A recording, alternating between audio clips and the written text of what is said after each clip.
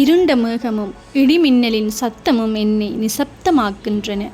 குளிர்ந்த காற்று என்னுடன் கலந்து என் இதயத்தை வருடிச் செல்கின்றன. இயற்கை இறைவனால் தந்த கொடை, அதை அனுபவிக்க இன்று நேரமில்லாமல் மனிதன் ஓடிக்கொண்டிருக்கின்றான்.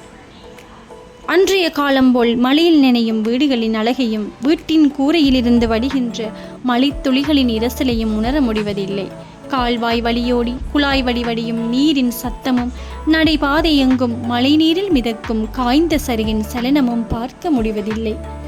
நுனிப்புள்ளின் நீர்த்துளிகள் காற்றில் ஆடி மறைவதையும் மர சிந்தும் மரக்கிளையின் முத்துக்களை அழகையும் ரசிப்பதற்கு நேரமில்லை. மழையை வரவேற்றும் நத்தைகளின் நடையும் தவளைகளின் ஒளியும் ஆங்காங்கே உடலில் நினைத்து இறை தேடும் பறவைகளின் இசையும் இன்னும் என் நினைவில் நிற்கின்றது. வீட்டு முற்றத்தில் காற்றில் நின்றாடும் வாழை மரங்கள், இலைகளில் பட்டும் படாமல் முத்தாய் சிந்தும் நீர்த்துளிகள், பூக்களில் பட்டு சிதறும் மலைத்துளியின் அழகிய சிதறல்கள் என சிறு வயதில் மாரிகாலத்தை காட்சிப்படுத்திய ஓவியங்களாக இன்னும் என் நினைவில் நிற்கின்றது. ஆனால் இன்று பசுமையில்லா வீதியில் வெறுமையின் நிழலாய் மழை நீரை விலக்கியபடி காரில் செல்லும் பயணம் என் சிறுவயது மழைக்கால அனுபவங்களை கனவாக்கின.